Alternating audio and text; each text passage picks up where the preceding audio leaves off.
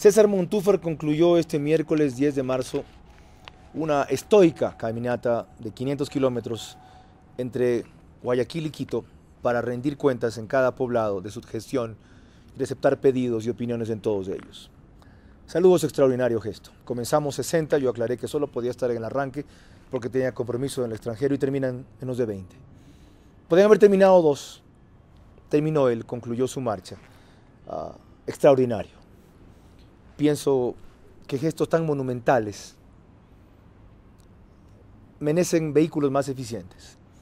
Pero respeto como el que nadie, su valor y su simbolismo. César concluyó a la vez en el Parque La Carolina, su marcha con una propuesta de crear un frente político de unidad nacional que bregue por un Ecuador ético, democrático y en libertad. Yo quiero dejar en claro que esto es un sueño permanente y posible que habrá que trabajar y comenzar a partir de la propuesta de César.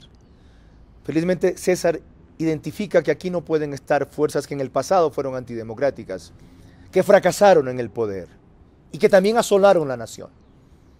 Aunque ahora estén arrepentidas, aunque nunca hayan sido condenadas y aunque coincidan en una lucha común contra la dictadura. Celebro aquello. Lo segundo es que discrepo respecto a los principios y objetivos en los que se basa el frente. Yo creo que la urgencia número 1 es acabar con la dictadura por una vía democrática. La urgencia número 2 es consensuar la vía más sólida para eso. No la más rápida, ya, no la menos costosa, ni siquiera la más eficiente. Ojalá la más sólida fuera a la vez la más eficiente, la más rápida y la menos costosa en términos de qué significará un proceso electoral o una consulta, eventualmente.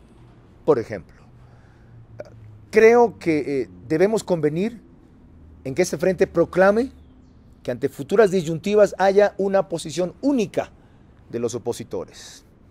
Que ante una eventual primera vuelta o segunda vuelta tengamos en futuras elecciones presidenciales un candidato único de esta clase de opositores. Creo que el compromiso debe ser explicarle antes al Ecuador el modelo con el que queremos relevar al de Correa. Más allá de la defensa de la dignidad de cada persona, de la defensa de la democracia y la independencia de las instituciones del Estado, de la defensa del Estado de Derecho, lo cual son comunes, diría que inclusive a los sectores más radicales de izquierda y de derecha. Creo que debemos dejar claro que el próximo gobierno, hay que pensar así tan lejos, debe caracterizarse por la alternabilidad de la cabeza, aunque se dé la permanencia del proyecto. En fin, lo que sí rescato es que aquí se habla de una agenda concertada en el marco del respeto a la Constitución y el fortalecimiento de la democracia. Comencemos a delinear los elementos de la agenda y a manejar algunas definiciones claves, como la defensa del bien común para que no queden en lugares comunes o en perogrulladas. Dudo que sea posible, de las características de la propia convocatoria que hace César, un frente amplio y un frente completo. Habrá, por lo tanto, un frente que ya la propia izquierda más radical se ha planteado.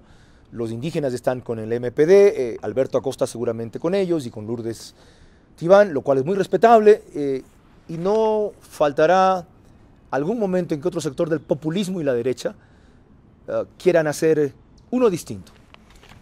Tenemos 2 o 3 coincidencias: acabar con la dictadura, resolver esto en democracia, y yo diría que la tercera es no repetir los errores del pasado.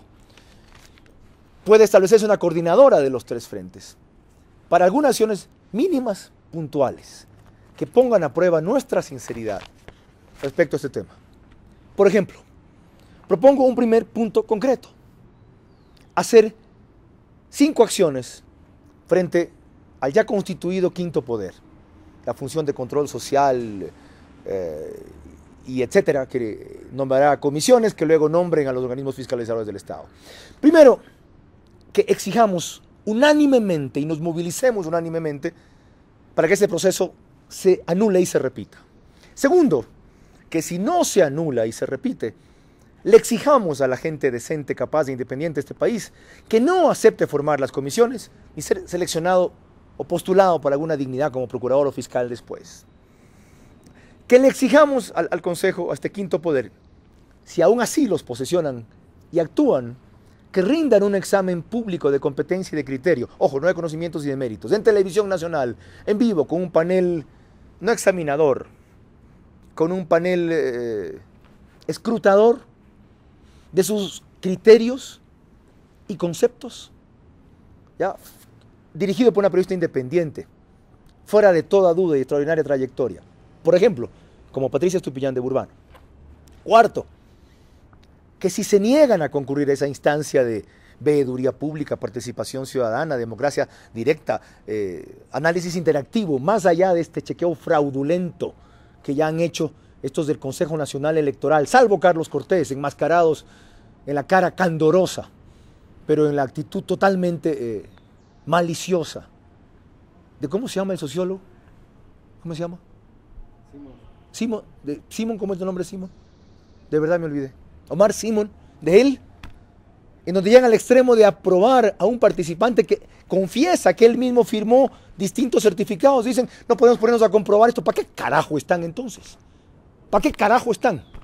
Si creen lo que ven y no lo verifican. Y el término es válido. Para eso los pusieron, pues. Para eso tienen presupuesto. Contraten gente que indague en la veracidad de las aseveraciones de otros. Uno puede decir que es astronauta y como consta el sello de la NASA, dicen que es astronauta. Y no saben si el sello de la NASA está verificado o no. Pero en fin, si estos individuos se posesionan y actúan, o estas personas lo hacen, que la gente decente, capaz e independiente de este país, ¿ya?, no acepte ser postulada ni para las comisiones ni para esos cargos. Si aún así siguen, ¿ya?, que desconozcamos las acciones de ese quinto poder, esto ya es una primera aplicación de la desobediencia civil. Ojo, Jaime Nebot, usted fue el primero que lo dijo en Guayaquil. Dijo siempre y cuando sea necesaria y posible. Creo que es necesaria. De todos depende que lo hagamos posible. ¿Qué dice usted? Y un quinto punto. Si el proceso se echa abajo como debería ser, tuviera un poco de vergüenza y de juridicidad, que allí sí se involucren todos los sectores, capaces, independientes y honestos en el proceso de selección, aún corriendo el riesgo de que se repita el manoseo. Porque en buena parte, esto se ha dado porque gente decente, independiente y honesta no confió, no participó, no arriesgó, no se involucró y le dejó el terreno abierto a una tarea de engreídos y de ahijados, que son los que han sido apadrinados a una función importantísima. A ver, ahí está un reto para el primer frente, o para los tres frentes. Y la idea es la que rescato, no tiene que ser exactamente la mecánica que propongo. Hay 5 puntos. ¿Qué vamos a hacer con el quinto poder? ¿Qué vamos a hacer con el quinto poder? ¿Qué vamos a hacer con el quinto poder? Más allá de quejarnos, denunciar y lamentarnos. ¿Qué vamos a hacer? Ahí está una primera medida para un frente en ciernes.